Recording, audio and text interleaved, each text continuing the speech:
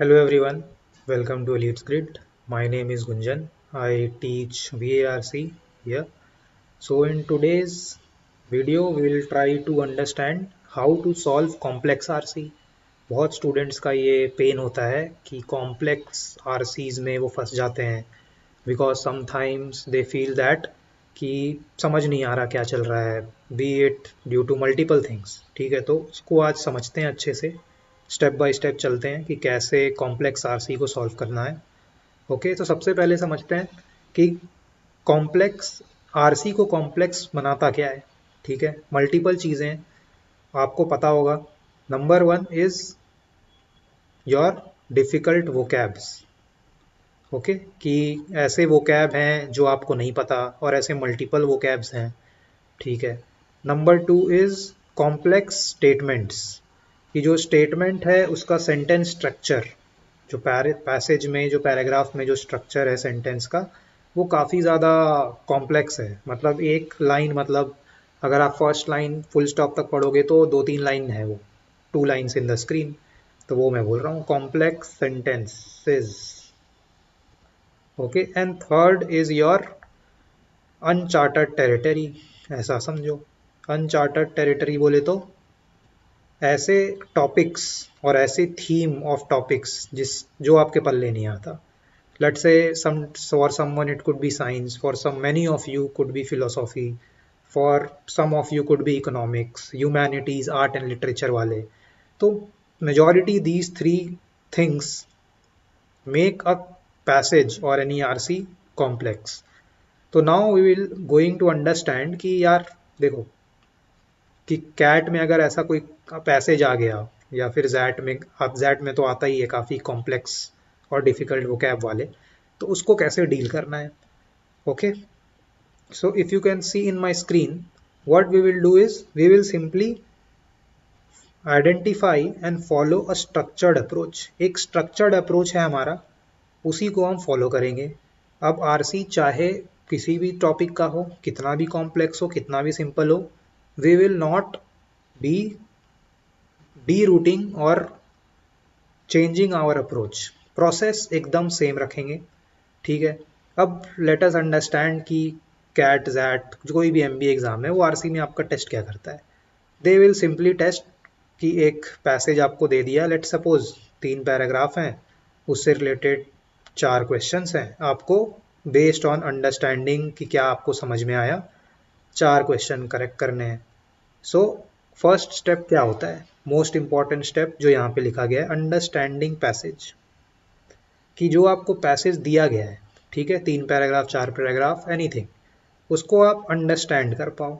अब ये जो वर्ड है अंडरस्टैंडिंग, इसका भी, इसे भी हमें समझना बहुत ज़रूरी है। Because sometimes many of you go into that kind of a knowledge like if you have to understand each and every word of the passage, which is not correct. And especially that is the first point जो कि मैं लिखता हूँ, number one, not every word is important.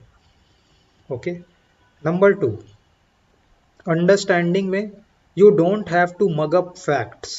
Mug up facts बोले तो कि let suppose कोई एक पैसेज है, उसमें बहुत सारी इंफॉर्मेशन दिया होगा, डिटेल्स दिया होगा। लेट से some kind of research is being conducted by the scientist at XYZ university. He have designed his experiment in the way where he sampled 55,000 population, something like that, ऐसा कुछ। तो आपको वो नहीं रटना है कि साइंटिस्ट का नाम क्या था, कौन से यूनिवर्सिटी में उसने रिसर्च किया, रिसर्च डिज़ाइन कैसा था, that you don't have to understand. मतलब वो डिटेल्स है, उस पर क्वेश्चन नहीं आएगा। क्वेश्चन हमेशा आएगा ओपिनियन पे, कि ऑथर ने वही साइंटिस्ट का एक्सपेरिमेंट क्यों दिया, उस साइंटिस्ट के एक्सपेरिमेंट से ऐसा क्या रिजल्ट आया, उसका स्ट्रेंथ एंड वीकनेस का क्वेश्चन पूछ देगा। ठीक है, क्वेश्चन हमेशा ओपिनियन इन्फेरेंस बेस्ड आएगा। फैक्ट्स वाले क्वेश्चन बहुत रेयर, वेरी रेयर। तो फैक्ट्स रटने की बात को साइड रखना, don't just focus on the facts, focus on the opinion. ठीक है, धीरे धीरे आप बताऊंगा क्या किस चीज़ पे फोकस करना है। तो अंडरस्टैंडिंग पैसेज को अगर मैं इसको इस तरफ थोड़ा समझता हूँ, तो कोई भी अगर लेट से एक पैसेज है, हमें तीन चीज़ जानना होता है। वो है ये what, why and how. what बोले तो what is the passage about, okay. why is that what is related to content of the passage, कि पैसेज में है क्या, माल क्या भरा है पैसेज में. why is related to the purpose और intention of author, ओके. क्या पर्पस है, क्या इंटेंशन है. और how is related to the structure of the passage, कि कैसे उसने स्ट्रक्चर किया आरसी को. पहले उसने कुछ एनिक्डोट बताया, उसके बाद कुछ प्रोज बताए, फिर कॉन्स बताया, लास्ट में कंक्लूड किया, something like that, okay. For understanding your major focus should be on this why ज्यादातर, और वॉट, ओके. व्हाट और वाई पे आपको ज़्यादा फोकस करना है, and most important on this part. Let's आगे करेंगे, अभी ये प्रैक्टिस करेंगे तो और अच्छे से क्लियर होगा. But what in short, TLDR, understanding passage is to get to this answer, like why the author have written this paragraph or this passage, what is his core intention. ये जब भी आप कोई भी आरसी पढ़ो, इस पे हमेशा अपना back of the mind why why why चलते रहना चाहिए, कि why this, not what is this, okay. Facts नहीं रखना है. Second step very important, understanding question, कि क्वेश्चन क्या पूछा है, ठीक है. और ये इतना इंपॉर्टेंट क्यों है, बिकॉज अल्टीमेटली आपको क्वेश्चन ही आंसर करना है. अगर आप क्वेश्चन ही गलत पढ़ोगे, या if you misunderstood the question then, और if you have misunderstood the demand of the question, तो फिर तो नंबर 1 का कोई पॉइंट नहीं हुआ ना, पॉइंट नंबर A का सारा एफर्ट आपका वेस्ट हो जाएगा. And in the recent CAT exam also you are seeing that you will be able to encounter questions काफ़ी घुमा के पूछता है, डबल नेगेशंस वाले, like which of the following is false except, तो कभी कभी तो ट्रिकल नेगेशन भी आता है. So that is why step number B is also important. And last but not the least, in fact one of the prominent out of these three is number C, finding right option and eliminating bad ones. देखो पढ़ने में दोनों same है, ठीक है, point भी दोनों same है, कि फाइंडिंग द राइट ऑप्शन और eliminating the bad ones, but actually में you have to focus more on this one, not on this one, ठीक है. रॉन्ग ऑप्शंस को एलिमिनेट करने पे ज़्यादा फोकस करना है, रादर अब राइट आंसर अपने आप आ जाएगा. आपको धीरे धीरे आप प्रैक्टिस करोगे, आपको पता चलेगा मैं ऐसा क्यों बोल रहा हूँ, ठीक है. शॉर्ट समरी क्या करेंगे हम, पैसेज को अंडरस्टैंड करेंगे, ठीक है. नंबर 1 पैसेज को अंडरस्टैंड करेंगे. कैसे अंडरस्टैंड करना है, पर्पस समझना है, ठीक है. शॉर्ट समरी बनाएंगे, अभी आप अपना नोटबुक पे बना सकते हो. धीरे धीरे इसको माइंड में बनाना होगा, कैसे बनाएंगे वो हम अभी प्रैक्टिस करेंगे. नंबर 2, जब हम पैसेज को अंडरस्टैंड कर लिए, फिर हम क्वेश्चंस पे आए, क्वेश्चन को समझेंगे कि अच्छा क्वेश्चन क्या पूछा है, what is the demand of the question, you want to understand the question. And last step option elimination, ठीक है. Okay, now what we are going to do is, in my next slide I will show you a passage. It contains 4 paragraphs. First page में 2 paragraph है. Video को pause करना, try to understand, छोटा notes बनाना है अपने notebook में बनाओ, not a problem, ठीक है. गो पैरा बाई पैरा, उसके बाद फिर नेक्स्ट पेज में पैरा 3 पैरा 4 आएगा, फिर 3 क्वेश्चन आएंगे, okay. Now let me go to my this paragraph. This is paragraph 1 and this is paragraph 2. Pause the video and try to understand the passage.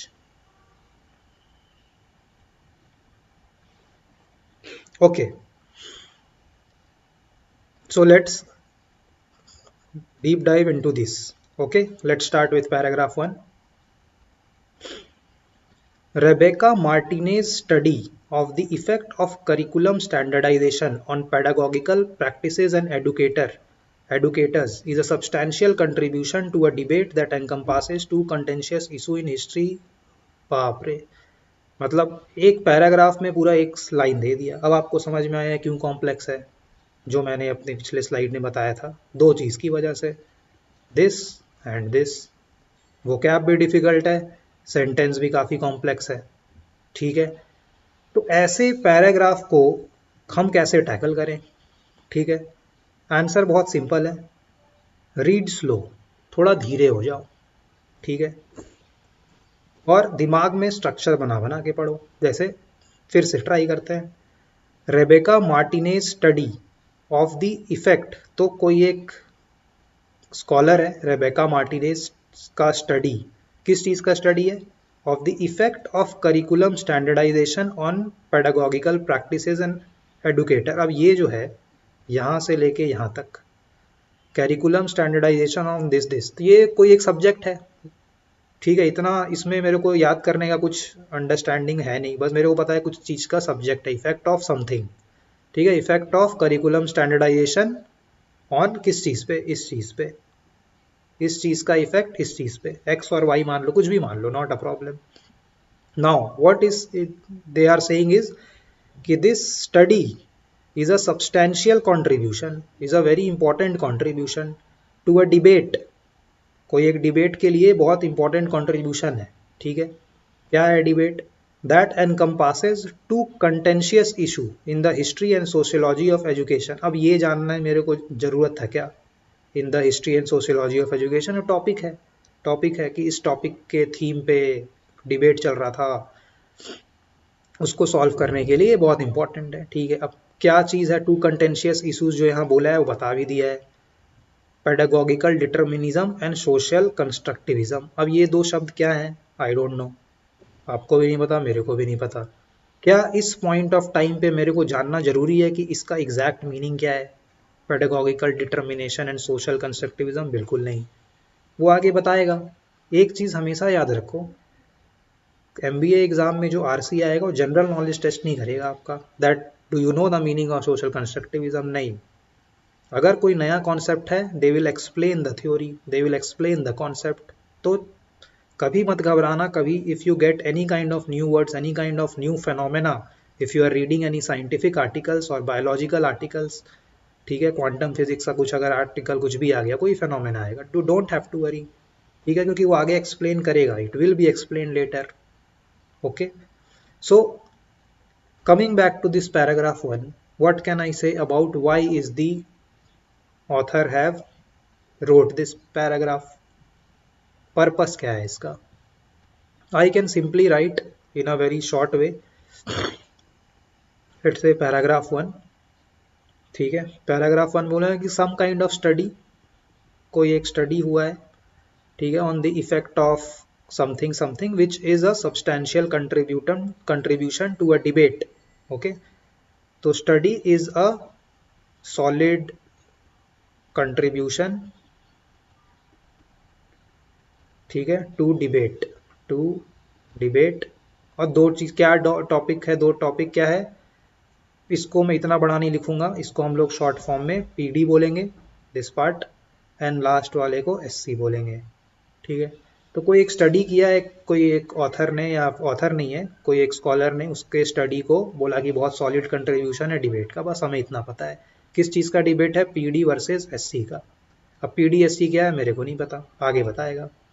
ठीक है, same logic लगाओ, same तरीका लगाओ, approach लगाओ, और पैरा 2 का इसी टाइप का कुछ एक शॉर्ट समरी बनाओ।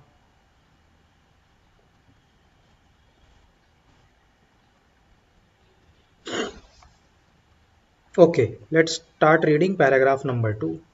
Martinez makes the point that intrinsic characteristics of a curriculum have a decisive influence on instructional methodology and classroom organization.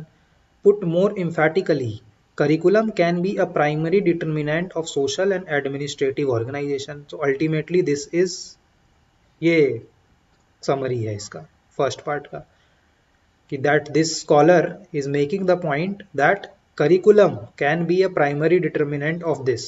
Okay, ठीक है, आगे बढ़ते हैं। Martinez believes this possibility, which possibility? यही ऊपर वाला, कि that curriculum is a determinant of social and admin organization. So Martinez believes this possibility have been obfuscated. अब मेरे को इस वर्ड का मीनिंग नहीं पता, let's suppose that you don't know this meaning, how to figure out whether What is the also one important thing? Do you really want to know the exact meaning of this? Answer is no. You just want to check whether that word is in a positive reference or in a negative reference. अब यहाँ पर let's read this line again. Martinez believes this possibility has been obfuscated by the recent sociological work exemplified by Ferre analysis that emphasizes the way educational system reflects social choices. So now here what author is doing is that this scholar Martinez को एक और स्कॉल और कुछ एक analysis आ रहा है picture में, फियरे analysis, इसके साथ कुछ रिलेशन बन रहा है कि दैट मार्टिनेज का भी एक कुछ हाइपोथेसिस था जो कि यहाँ पे है, this is Martinez hypothesis, now it is being compared with फेरे एनालिसिस. अब ऑब्फिस्केटेड या तो ऐसा हो सकता है कि स्ट्रेंथन कर रहा है फेरेज एनालिसिस को, और ऐसा हो सकता है कि वीकेन कर रहा है. ये नो एक दूसरे मतलब बोला तो कि मार्टिनेज और फेरेज दोनों एक दूसरे के सपोर्टर भी हो सकते हैं और फिर अपोजर भी हो सकते हैं, क्रिटिक हो सकते हैं.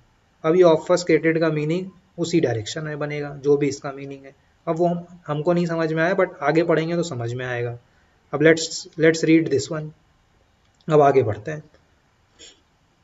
For Ferre, the configuration of a pedagogical system is subordinate to the administrator's desire to wrest control of the learning process from the teachers. Curriculum change is construed as the outcome of negotiation among interested parties who seek to incorporate their own interest into the design and architecture of educational framework. This position represents the new mainstream called social constructivism. अब थोड़ा basic common sense लगाना है. मेरे को पता चला first paragraph में कि दो टॉपिक के बारे में डिबेट है, एक पीडी है एक एससी है, और मेरे को यहाँ से पता चल रहा है कि फेरे का जो एनालिसिस है that is more towards SC. ठीक है, SC is linked with your फेरे. तो ये जो फर्स्ट पार्ट मार्टिनेज जो बिलीव किया था करिकुलम कैन बी, वो क्या हो है, वो तो पीडी होगा. दिस इज योर मार्टिनेज का पॉइंट कि मार्टिनेज ये बिलीव करता है. Okay, correct. तो ये ऑब्फस्केटेड का मीनिंग क्या हुआ? तो अब नाउ अगेन फिर से पढ़ते हैं थोड़ा सा क्लियर करके. ठीक है, बेसिक लॉजिक है और कुछ नहीं है. Martinez believes this possibility, which possibility, ऊपर वाला. कौन सा था ये ऊपर वाला? पीडी था. तो मार्टिनेज बिलीव करता है कि पीडी जो फिनोमेना है has been obfuscated by recent sociological vogue. अब सोशियोलॉजिकल वोग बोले तो वोग होता है फैशन, फैशनेबल चीज. और कौन सा अभी फैशन में चल रहा है हमको दिखा है यहाँ पे, new main stream called SC. SC fashion में है भाई, पीडी फैशन में नहीं है. तो अब ये मार्टिनेज बोल रहा है that Martinez believe that this possibility को मैं सिंपली लिखूंगा PD. Okay, Martinez believes PD have been obfuscated by sociological work exemplified by Ferre's analysis. क्या था? Ferre's analysis is more towards SC. तो ये obfuscated क्या होगा? नेगेटिव फ्रेम ऑफ रेफरेंस में है. ओके, बस इतना आपको समझना था. वो अगर आपको वर्ड का मीनिंग नहीं पता होता तो भी आप नीचे से निकाल लेते, राइट? तो यही करना होता है. नाउ सिमिलर वे में जैसा मैंने P1 का बनाया, क्या आप P2 का बना सकते हो? पैराग्राफ 2 में क्या बोला है बताइए. पैराग्राफ 2 में बोला है, सिंपल है, दैट मार्टिनेज बोल रहा है कि करिकुलम इज अ प्राइमरी, मतलब करिकुलम से डिराइव होता है आपका क्लासरूम, यहाँ पे क्लासरूम ऑर्ग, ठीक है, या सोशल ऑर्ग. और वही आपका ये फेरे एनालिसिस, या फिर जिसको मैं सोशल कंस्ट्रक्टिविस्ट व्यू बोलूं, वो उल्टा बोलता है. वो क्या बोलता है? इसका व्यू है दैट सोशल ऑर्ग से बनता है आपका curriculum. Social org defines the curriculum, ये डिटरमाइंस करता है educational curriculum. Social org choices जो बोल दो, जो भी दिखा हुआ है, यही बोला है इस पैराग्राफ में. और ये जो व्यू है फेरे और एससी वाला जो व्यू है, ये मेन स्ट्रीम व्यू है. मेन स्ट्रीम बोले तो currently famous view, trending view. ठीक है, ओके, जहाँ तक सब कुछ clear? Very good. Now let's move to third paragraph and fourth paragraph. इसको पढ़ो। This is 3 and this is 4।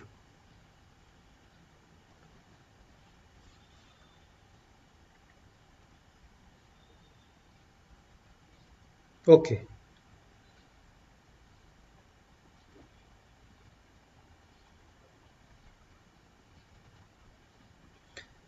Okay, let's read this. Paragraph 3, the constructivist, constructivist कौन था? एससी, ठीक है, सोशल कंस्ट्रक्टिविस्ट कहाँ से आया था? फेरे से। क्या बोलता था? याद करो, दैट सोशल चेंज से एजुकेशन करिकुलम डिराइव होता है, नॉट दी वाइस वर्सा, ठीक है। The constructivist gain ascendancy by misrepresenting pedagogical determination. मतलब ये कंस्ट्रक्टिविस्ट, अभी जो आपको पिछले सेकेंड पैराग्राफ के लास्ट लाइन में क्या बोला था कि this position is a new mainstream, अब उसी का एग्जाम्पल दे रहा है ये, मतलब एक्सप्लेन कर रहा है कि how does it become the new main stream, ठीक है। That is the purpose of this paragraph. वो मेरे को फर्स्ट लाइन से पता चल गया कि how did they gain this mainstream recognition. So how did they do it? By misrepresenting PD, PD को मिसरिप्रेजेंट किया, उसके बारे में नेगेटिव चीज़ें बताई गई और रॉन्ग चीज़ें बताई गई, ठीक है। अब क्या बताया गया वो समझते हैं। By misrepresenting pedagogical determinism, pedagogical determinists PDs are supposed to believe, for example, that curriculum imposes appropriate forms of order on society. Okay, the alternative to constructivism क्या होगा? PD होगा। In other words, is to view curriculum as an existing outside society capable of directly influencing methodology and classroom organization. तो ये misrepresent हुआ है, यहाँ पे misrepresent किया गया है, किसके द्वारा? कंस्ट्रक्टिविस्ट के द्वारा।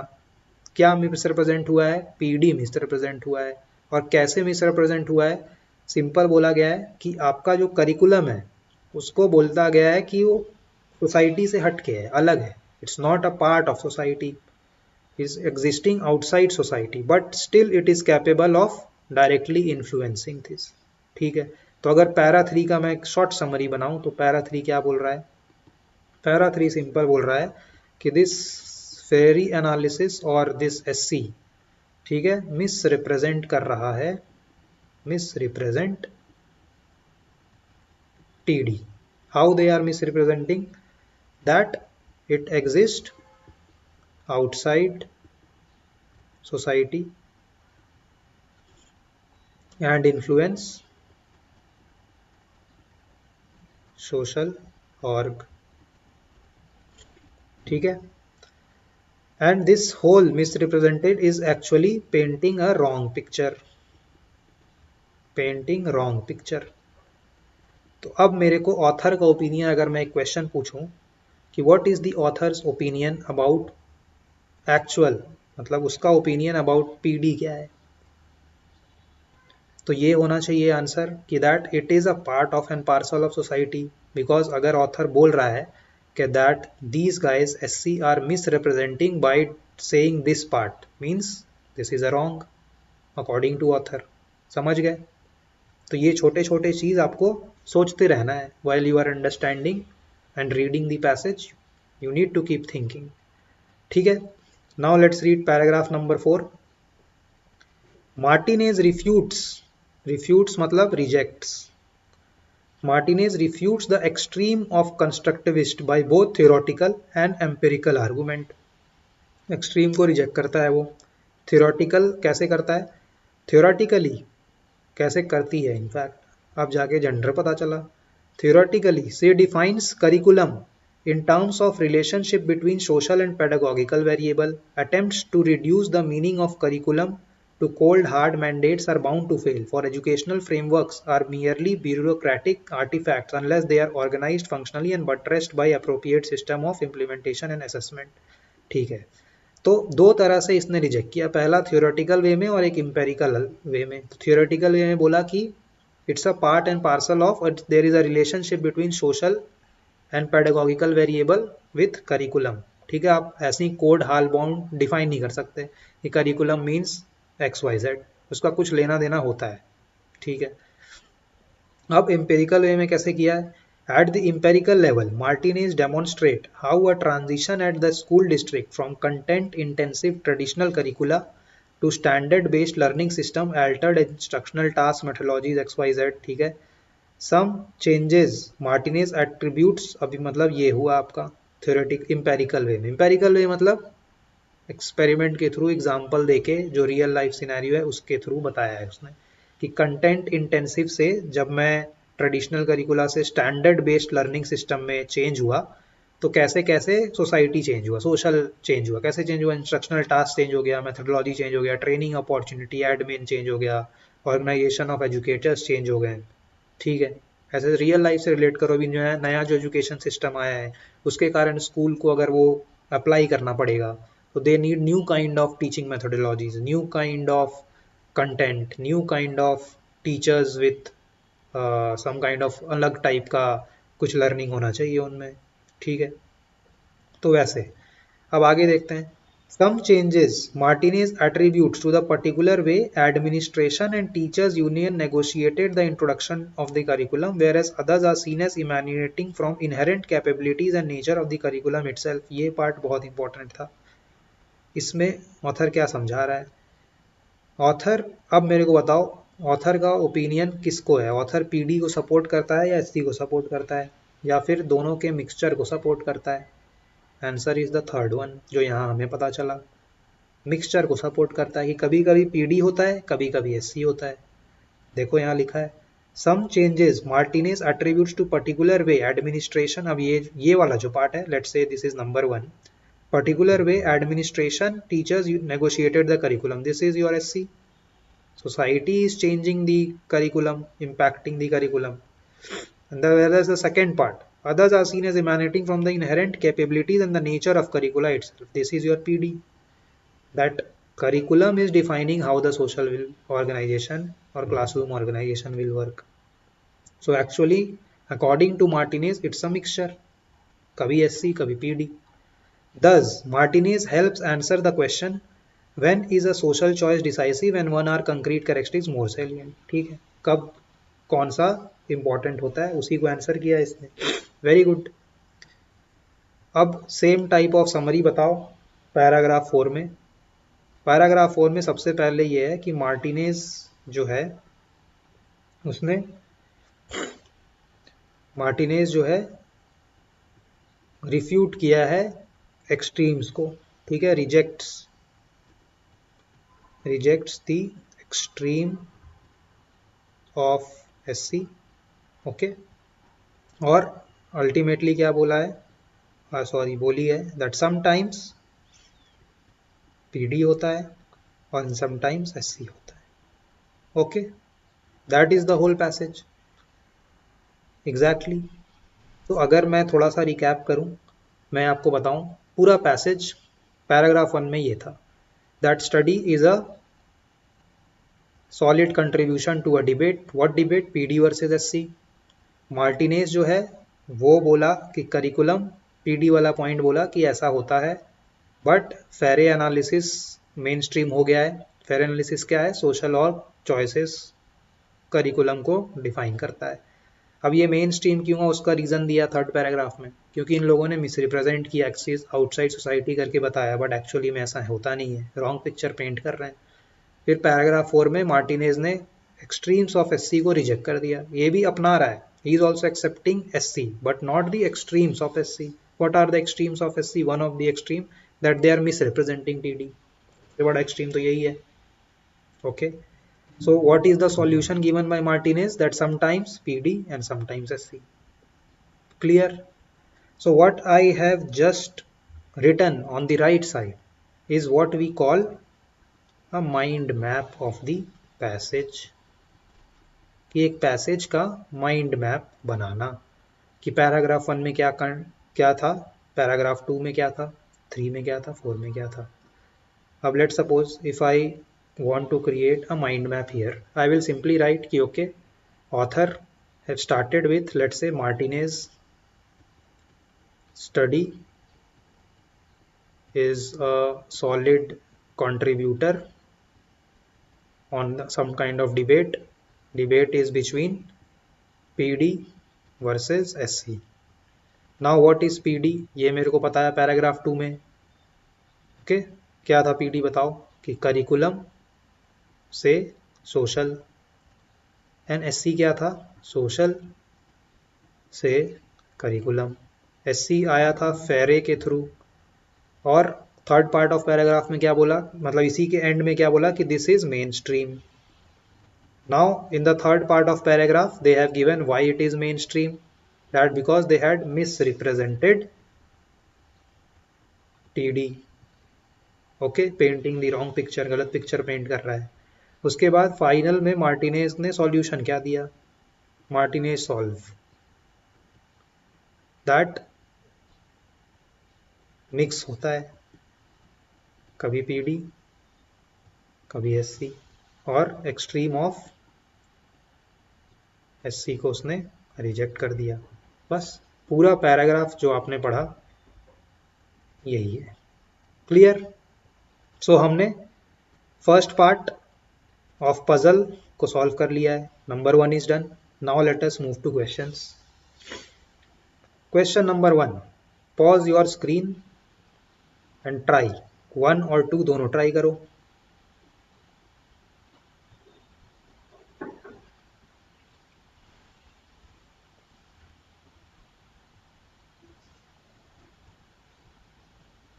ओके, स्टेप 2 क्या था दोस्तों, प्राइमरी पर्पस। स्टेप 2 क्या था, अंडरस्टैंडिंग क्वेश्चन। क्वेश्चन समझना है। क्वेश्चन क्या है यहाँ, primary purpose of the passage, what is meant by this word. Primary purpose मतलब मेन आइडिया, मतलब चारों पैराग्राफ को एनकम्पास करना चाहिए।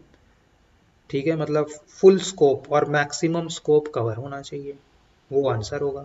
अब आप फिर से देखो एक बार, ये पूरे पार्ट को अच्छे से देखो। यही है आपका final mind map, this is the mind map. तो अल्टीमेट प्राइमरी पर्पस क्या था, चलो बेसिक आइडिया लग गया। अब ऑप्शन देखते हैं।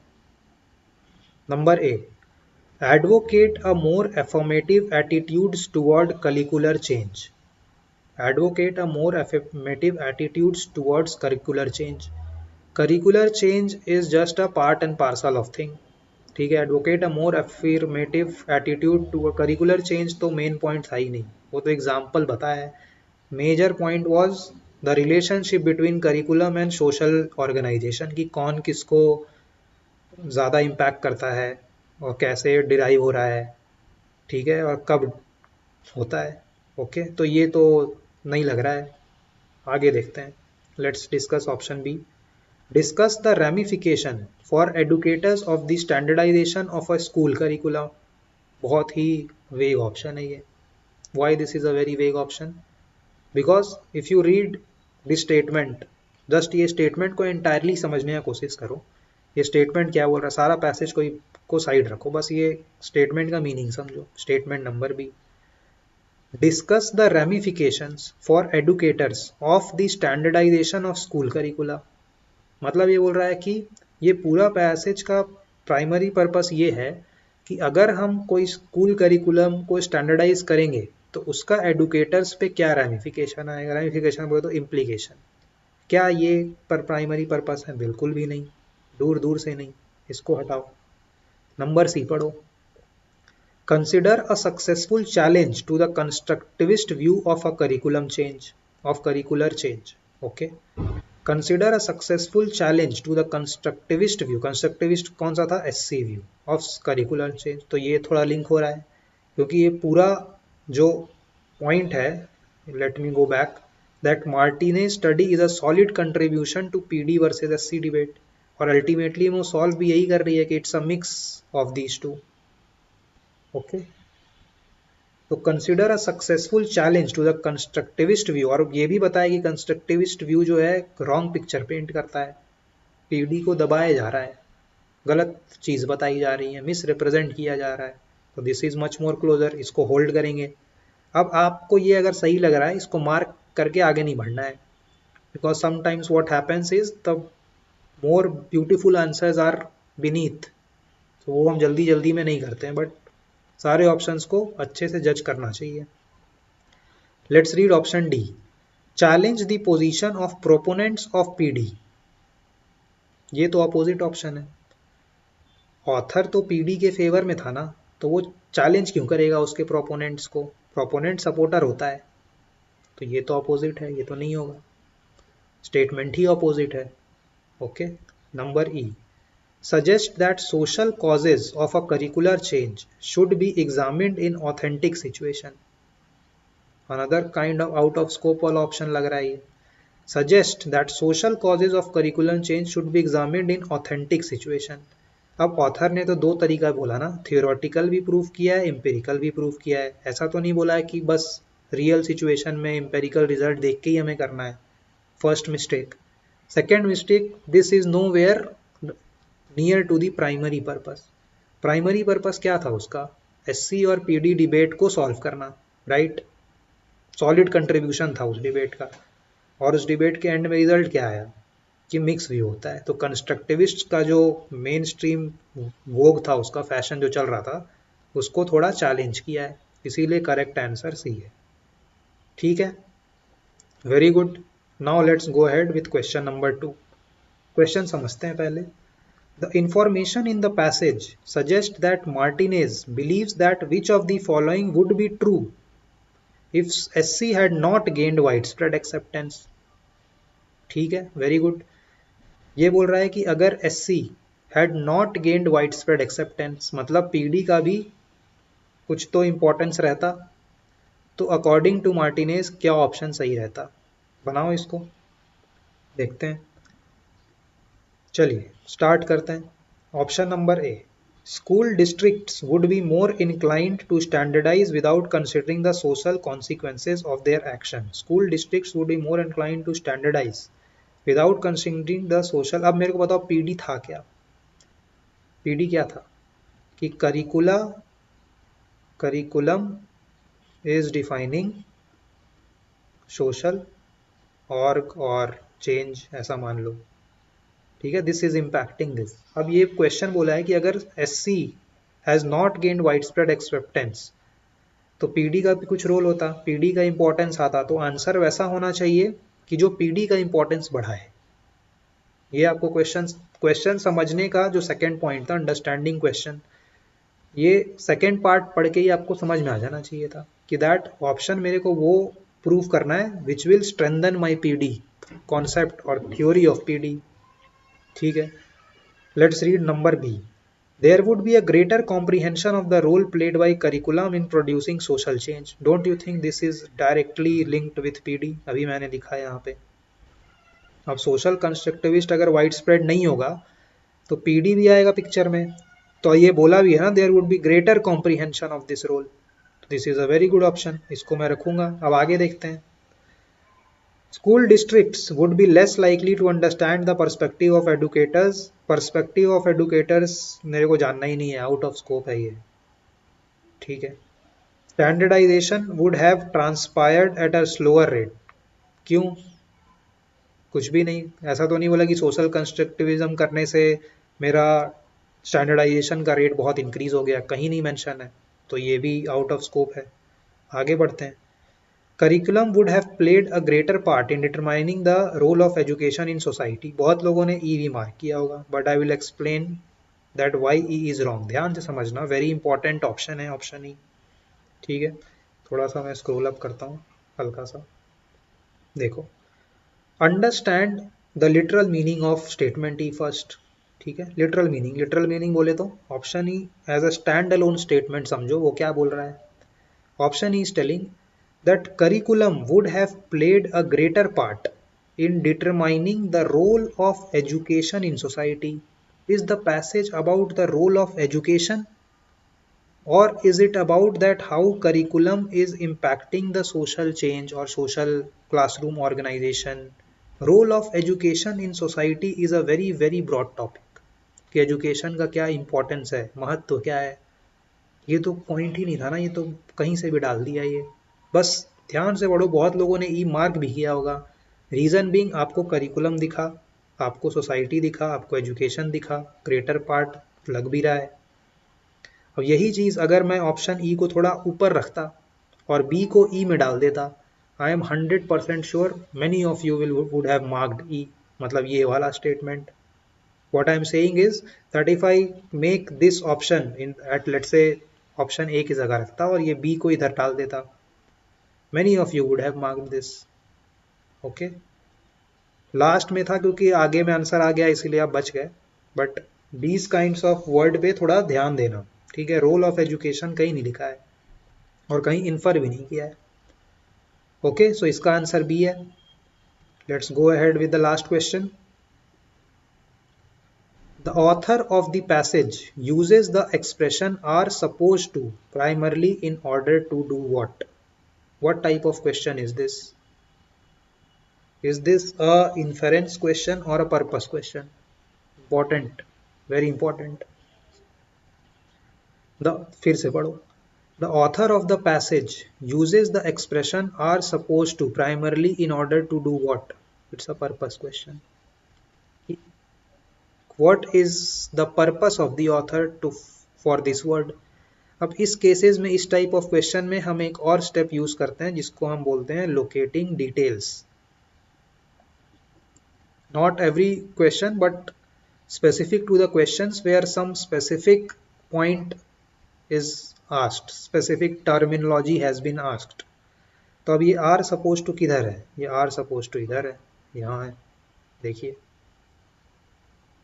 थर्ड पार्ट का पिक्चर है और थर्ड पार्ट ने मेरे को पता है मिस रिप्रेजेंट हुआ है. ठीक है, फ्रेरी एंड एससी वालों ने टीडी को मिस रिप्रेजेंट किया है. कैसे मिस रिप्रेजेंट किया है? बोल के कि exist outside society and influence social org.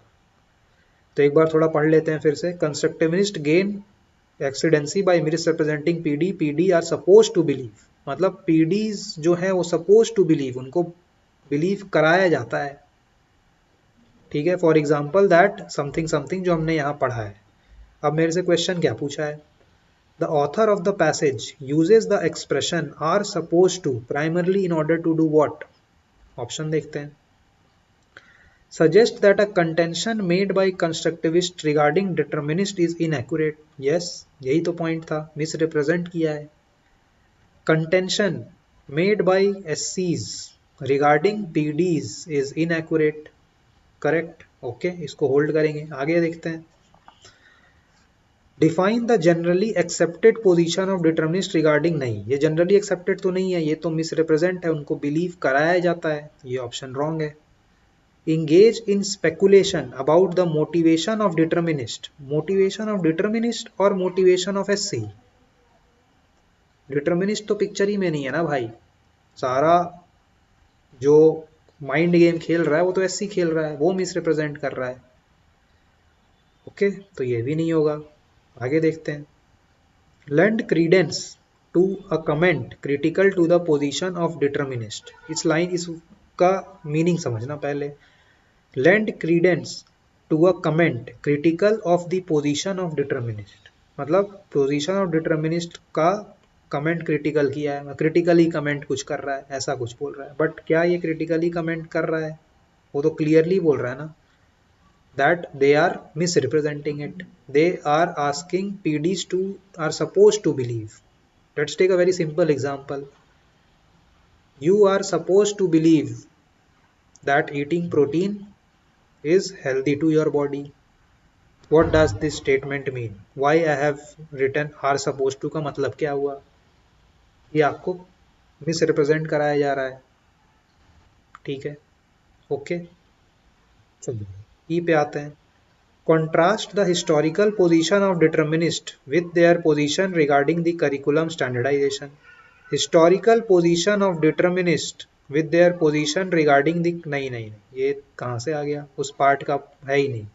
जहाँ पे ये है वो मिसरिप्रेजेंटेशन का पार्ट था, विच इज नंबर ए. तो करेक्ट आंसर क्वेश्चन नंबर 1 का सी, 2 is B and 3 is A. Okay, clear? So this is the way we are going to proceed by to solve RCs. इसी तरह से हम process करेंगे, same process follow करेंगे. Going ahead I will be uploading multiple difficult type of RCs. और जैसे let's take an example, sometimes humanities के RC, let's say arts and literature, philosophies, economics, science and biologies, इन सब के RCs को भी कैसे टैकल करना है, और are there any nuance, let's say science के आरसी में क्या मेरा माइंड सेटअप कुछ और होना चाहिए कि अगर साइंस का आरसी आया, तो वो सब भी हम धीरे धीरे going ahead in this series we will cover. Thank you.